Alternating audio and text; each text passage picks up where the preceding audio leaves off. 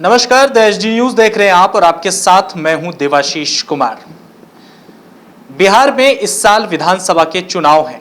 तमाम पार्टियां अपनी अपनी तैयारियों में अब पूरी तरह से लग चुकी है। हालांकि कहें कि इसमें थोड़ा सा ब्रेक लग चुका है और वो ब्रेक इस वक्त महामारी बन चुका कोरोना है।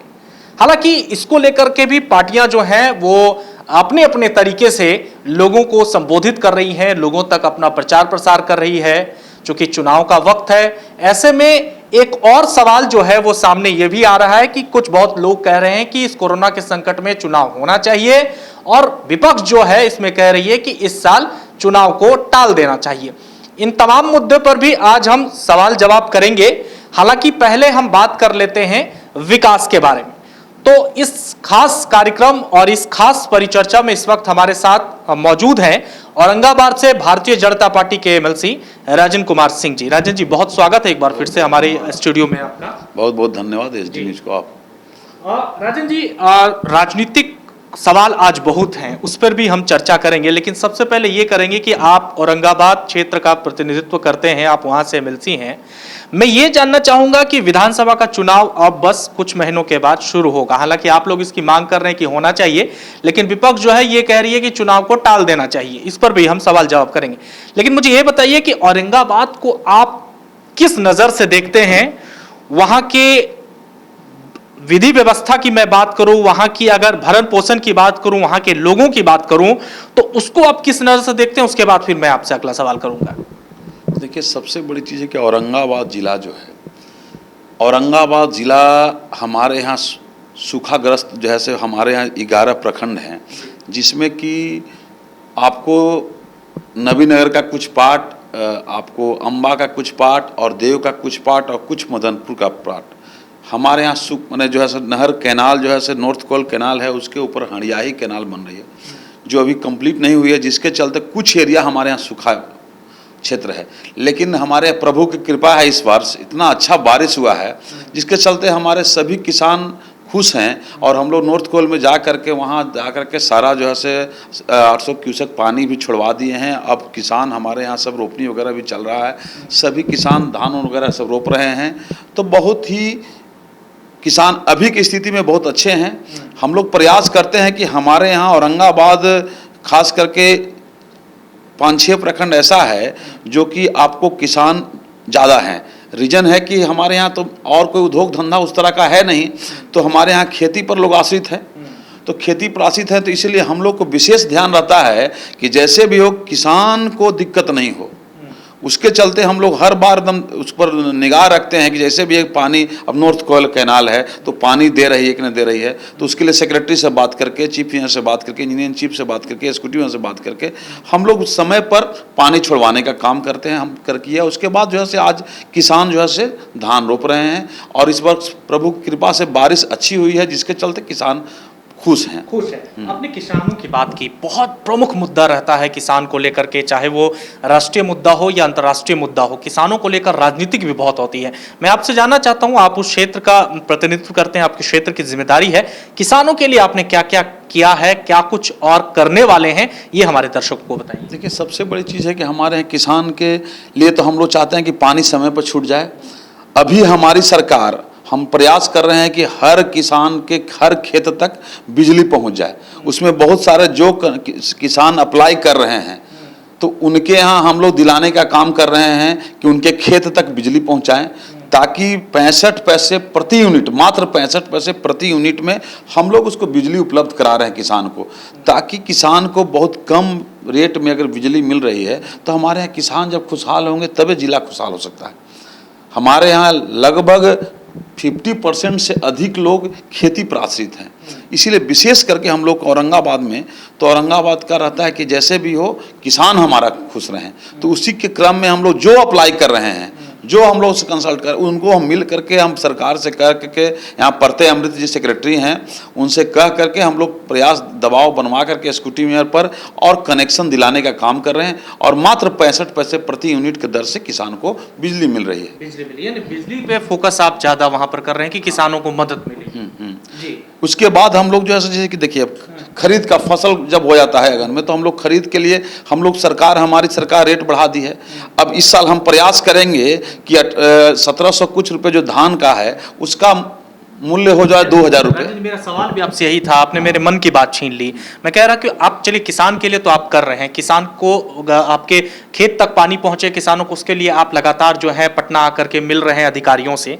लेकिन सबसे बड़ी एक समस्या हो जाती है कि किसान का पैदावार हो जाता है, उसके फसल तैयार हो जाते हैं, आपका समय जो है उसमें खरीदार कोई नहीं मिलता है। उसके लिए आप क्या कुछ कर रहे हैं, क्या तैयारी है कि किसानों तक उचित मूल्य में उनके पैदावार जो है उनकी खरीद हो जाए, उन तक उनके परिवार तक धन पहुंचे? देखिए, सरकार से हम लोग माननीय मुख्यमंत्री जी से भी मिल करके और हम जो है से सहकारिता मंत्री से भी मिल के राणा रणधीर जी से भी बात किए थे कि हम बोले थे कि हर हाल में इस साल हम लोग 300 रुपया हम लोग सब्सिडी देने जा रहे हैं। बिहार गवर्नमेंट सब्सिडी देने जा रही है, जो कि 1700 रुपया जो मूल्य है हम लोग 2000 करने जा रहे हैं। तो जब धान का मूल्य हम लोग को 2000 रुपये हो जाएगा तो हमारा किसान खुशहाल होगा। और इस साल जो स्थिति है, बारिश का भी स्थिति अच्छा है, हम लोग जो है बिजली के द्वारा 65 पैसे प्रति यूनिट दे रहे हैं। तो हमारा है कि समर्थन मूल्य जो सरकार का है वो 2000 रुपये प्रति क्विंटल हो जाए, ताकि हमारा किसान तभी जाके सुखी हो सकता है। हमारे किसान सबसे ज़्यादा मेहनत अगर कोई करता है देश में तो किसान करता है। किसान अगर खेत में अगर अनाज अगर नहीं उपजाए तो हम आप कोई भी आदमी कैसे रह सकते हैं। और हम लोग तो किसान परिवार से जुड़े हुए हम आदमी हैं, तो इसीलिए किसान के प्रति बहुत ही सहानुभूति रहता है और लगता है कि जैसे भी है हमारा किसान खुशहाल हो। उसी क्रम में हम लोग सारा ये सब काम कर रहे हैं। आने वाला समय में हम लोग एक चीज़ और करने जा रहे हैं। अभी तो 65 पैसे प्रति यूनिट बिजली देने जा रहे हैं। इसके अलावे हम लोग सौर ऊर्जा के द्वारा हम लोग एक पैकेज आया है जो 5 लाख रुपए का है, जो उस प्लांट आएगा जो सौर ऊर्जा के द्वारा बिजली आपूर्ति करके, और हम लोग उसमें जो है से मोटर के द्वारा, समरसेबुल मोटर के द्वारा 5 HP का समरसेबुल लगेगा और उससे किसानों को पटवन होगा। तो उसमें क्या होगा कि 50,000 रुपया मात्र 10% पैसा किसान को लगाना है। 4.5 लाख रुपया सरकार दे रही है फ्री ऑफ कॉस्ट। तो उसमें 50,000 किसान लगा करके और लगा लेंगे बोरिंग। उसमें जो है सौर ऊर्जा के द्वारा वो उसमें जो होगा, उसमें 1 रुपया भी खर्च नहीं आएगा। मान चले कि अभी खेती का समय है, धान रोप गया, उसके बाद हमारा सौर ऊर्जा से जो बिजली उत्पादन हो रही है तो वो बिजली क्या होगा, तो उसके लिए हम लोग व्यवस्था किए हैं कि ताकि सरकार को उस बिजली, जब हम धान रोपा गया उसके बाद बिजली हमारा हो रहा है उत्पादन, तो हम लोग सरकार को उसको ट्रांसफ़र करेंगे बिजली। तो जो ट्रांसफ़र करेंगे बिजली, तो उसमें नियम है कि अगर मान चले कि आप 10 यूनिट चाहे 15 यूनिट अगर डेली आप ट्रांसफ़र कर रहे हैं, 20 यूनिट कर रहे हैं, तो आपको 6 रुपये प्रत्येक यूनिट की दर से आपको सरकार ले लेगी। 50 यूनिट लिए तो आपको ले ली। उसके बाद आप उसमें से 50% पैसा सरकार अपना जो 4.5 लाख दिया उससे काटेगी, लेकिन 50% पैसा मात्र 50,000 में आपको पैसा वो मिलेगा। वो 1 साल के अंदर लगभग पैसा आपको रिफंड हो जाएगा और आपका जो बोरिंग जो है से और सौर ऊर्जा प्लेट आपका फ्री हो जाएगा। और किसानों को आने वाले समय में खर्च जो अभी डीजल में आता है, अभी बिजली रहने के चलते हमको 65 पैसे प्रति यूनिट जो बिजली उठ रहा है, उसमें माने थे कि महीना का 1000 रुपया उठ रहा है, वो भी हम लोग को नहीं लगेगा। किसान को फ्री ऑफ कॉस्ट बिजली एक तरह से मिलेगा उन लोगों को, तो किसान हमारे खुशहाल होंगे। चलिए, ये किसान का जो आपने बात कही है उनको तो बहुत अच्छी है, बशर्ते ये हकीकत ज़मीन पर उतर जाए तो और मज़ा आएगा। मेरा अगला सवाल आपसे ये रहेगा, किसानों के हमने बात के लिए, आपका क्षेत्र जो है वो बॉर्डर के आसपास है, बॉर्डर का क्षेत्र पड़ता है। इस बार कोरोना संकट में बहुत सारे लोग जो हैं आए हैं आपके क्षेत्र में, अपने अपने घर आए हैं। प्रवासी के लिए, हालांकि ये सब तो नीतीश कुमार जी ने हटा दिया, आप लोग भी नहीं बोलते हैं अब, उन लोगों के लिए क्या कुछ आप अपने क्षेत्र में करने की योजना बना रहे हैं? कैसे, अगर जो लोग औरंगाबाद में ही रहना चाहेंगे, वो वहीं रोजगार चाहेंगे, उनके लिए आपके लिए क्या मोटिव है? देखिए, सबसे बड़ी चीज़ है कि औरंगाबाद जो ज़िला है, हमारे यहाँ बहुत सारे लोग हमारे यहाँ बाहर जाके काम करने वाले लगे हैं, प्रवासी मजदूर हैं, प्रवासी कर्मी हैं। तो उन लोगों को तो अभी लगभग 80-90% लोग आ चुके हैं। उस स्थिति में जो लोग मनरेगा के द्वारा जो काम हो रही है उसके द्वारा जो काम करना है, तो हम लोग कर दिए हैं फिक्स कि जिस पंचायत का जिसका वार्ड का काम होगा उसी वार्ड के लोग उसमें काम करेंगे।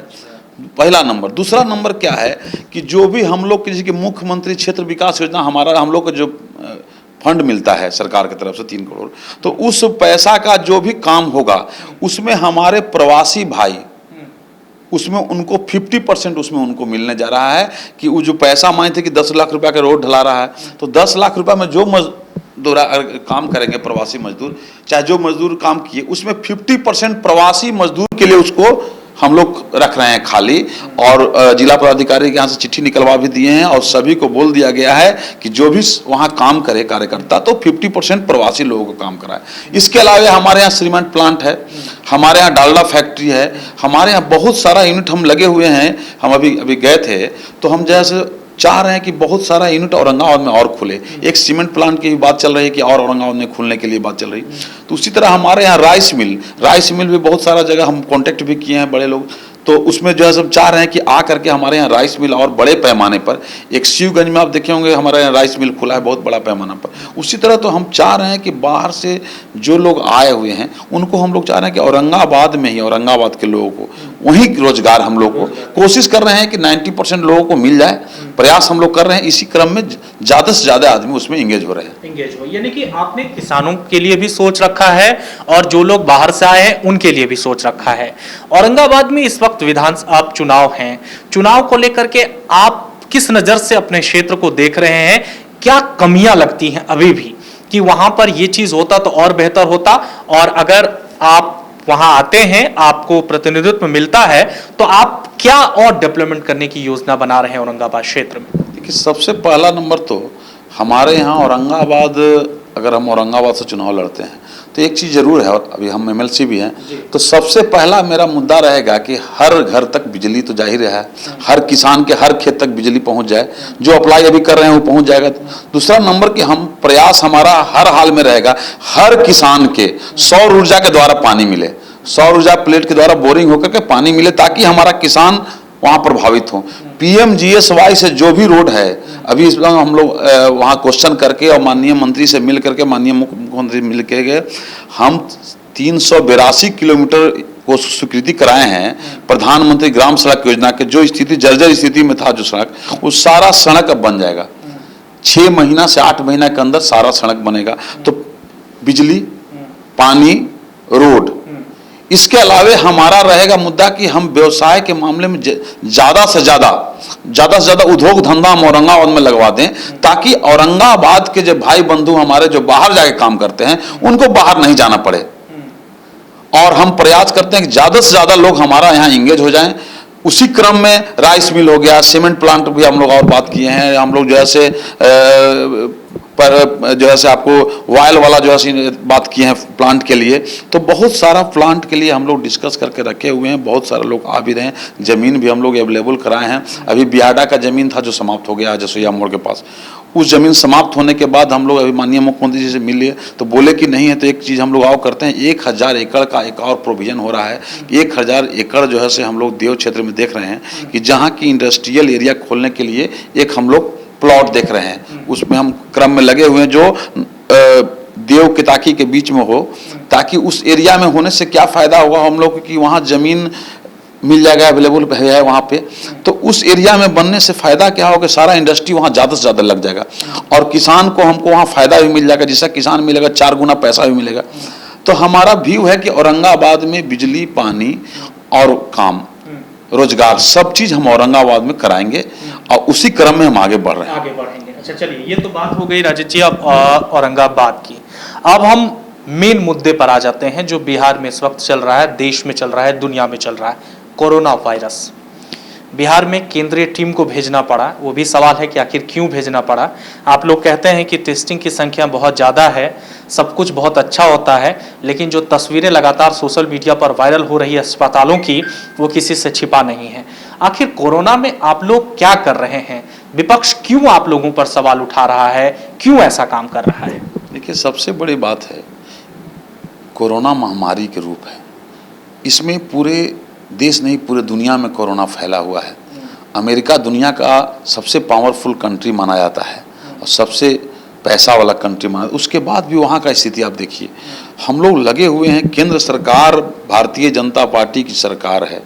हम लोग देख रहे हैं कि बिहार के अलावे हम लोग केंद्र से मदद ले करके और मैक्सिमम लोगों को जांच करा दें।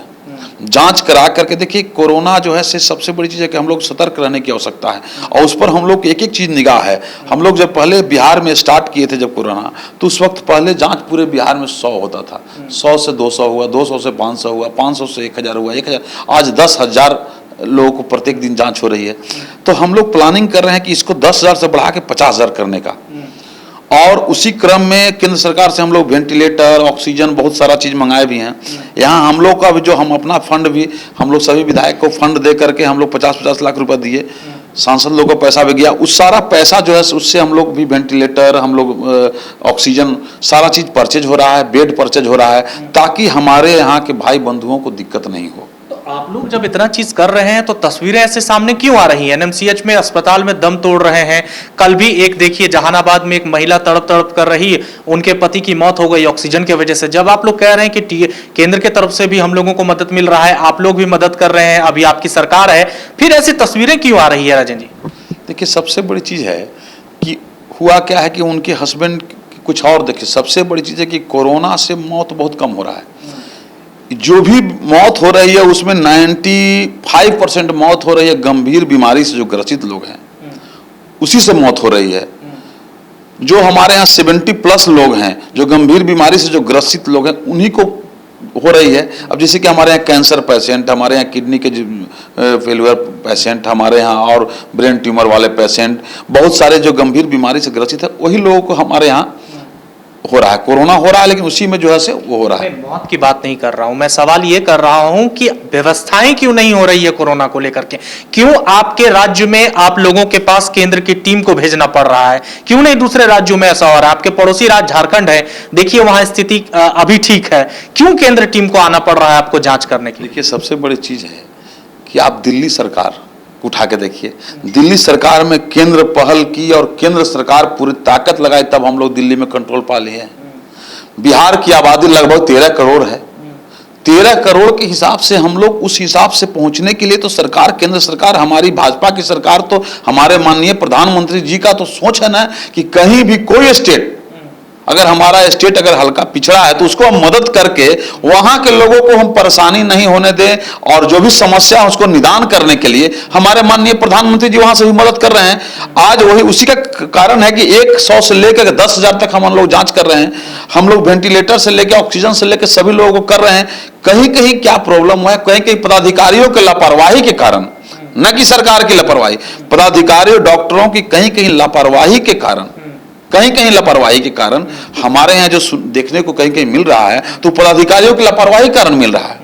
पदाधिकारी आंख सो जा रहे हैं कहीं कहीं, तो उसके चलते हम लोग बहुत दबाव बनाए हुए हैं, पदाधिकारी पर चढ़े हुए हैं। एक एक चीज जैसे ही जानते हैं तुरंत बात करते हैं, सेक्रेटरी से बात करते हैं, माननीय मंत्री से बात करते हैं, माननीय मुख्यमंत्री से बात करते हैं, माननीय उप मुख्यमंत्री जी मोदी जी से बात करते हैं। बात करके जो भी समस्या है उसको निदान करने का प्रयास कर रहे हैं।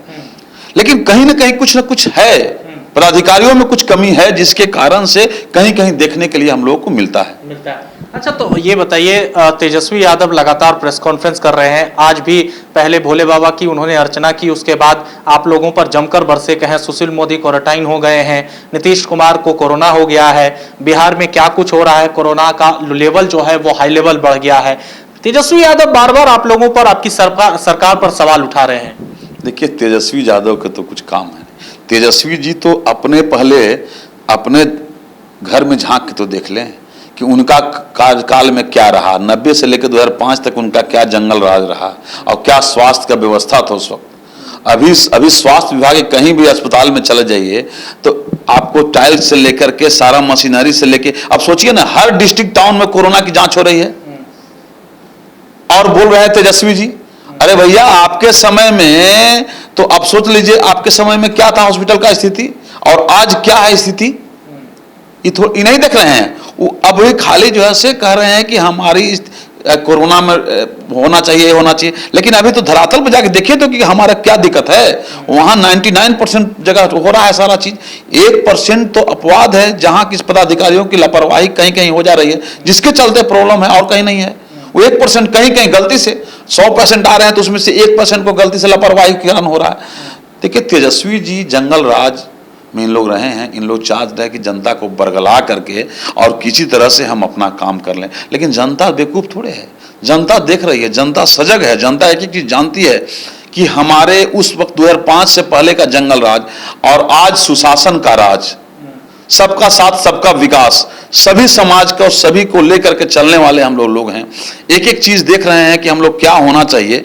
आज जो है से हॉस्पिटल का स्थिति, पहले का स्थिति, आवाज का स्थिति देखिए, डॉक्टर का स्थिति, हाँ दवा का स्थिति, एक एक चीज हम लोग उपलब्ध कराए हुए हैं। उसी में कहीं तो आदमी ही है, कहीं थोड़ा बहुत हो सकता है अपवाद है वो, लेकिन उनको कहने लायक ऐसा नहीं है कि जो उनके साथ में जो है से वो अपना पहले जंगल राज देखें और चाह रहे हैं कि जनता को बरगलाने का, तो उस समय चला गया, जनता बरगलाने वाली नहीं है। जनता बरगलाने वाली नहीं। चुनाव इस बार चाहते हैं आप लोग? हाँ निश्चित। क्यों चाहते हैं बताइए? देखिए सबसे बड़ी चीज है देवाशीष जी, चुनाव का एक सरकार का नियत समय होता है। 26 नवंबर सरकार का समय है, लास्ट समय।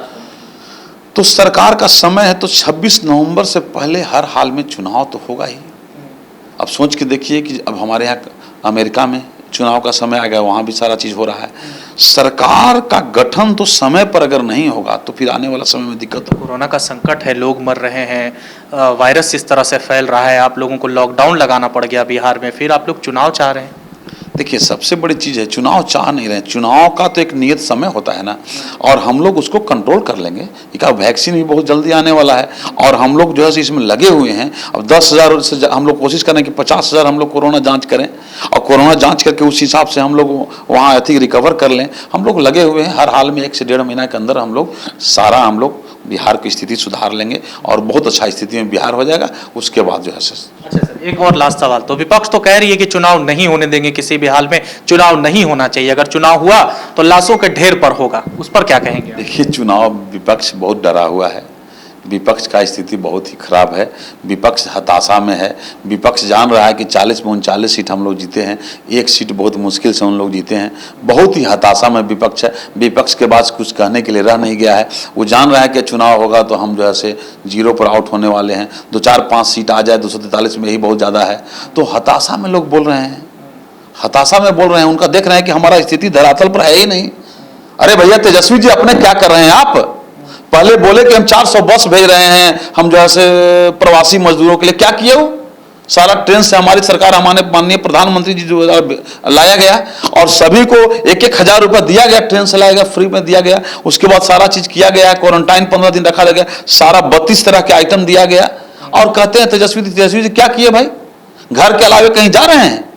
कहीं बिहार में कहाँ घूमे आप? किसको मदद किया आप तो कुछ कर नहीं रहे हैं, दूसरे को खाली कर रहे हैं। कैसे हो? सरकार अपना काम कर रही है और ये भारतीय जनता पार्टी एनडीए की सरकार है, एक एक चीज पर निगाह है और एक एक चीज पर हमारे जनता, हमारे गरीब भाई बंधुओं पर एक एक निगाह है। किसी को हम लोग कुछ नहीं होने देंगे। आने वाला समय बिहार कोरोना मुक्त होगा। बहुत बहुत शुक्रिया राजन जी बातचीत करने। बहुत बहुत धन्यवाद। तो साफ तौर पर राजकुमार सिंह इस वक्त हमारे साथ थे, बेबाक अंदाज में उन्होंने सभी सवालों का जवाब दिया। चुनाव को लेकर के भी पार्टी इनकी स्पष्ट है कि बिहार में हम सब कुछ ठीक कर लेंगे, कोरोना का वैक्सीन आ जाएगा और तय समय पर ही चुनाव होने चाहिए। विधानसभा का चुनाव है, तमाम पार्टियां अपनी तैयारियों में लग चुकी है, जैसा कि मैंने पहले भी कहा। और औरंगाबाद के खास विकास को लेकर के ये इनका जो रोड मैप है, इनका जो सोच है, वो भी आपने सुना। ये वीडियो अगर आपको पसंद आया तो जरूर ज्यादा इसे लाइक करें, शेयर करें और हां, किसी तरह का सुझाव और कमेंट हमें देना चाहते हैं तो हमारे कमेंट बॉक्स में जरूर लिखें। नमस्कार।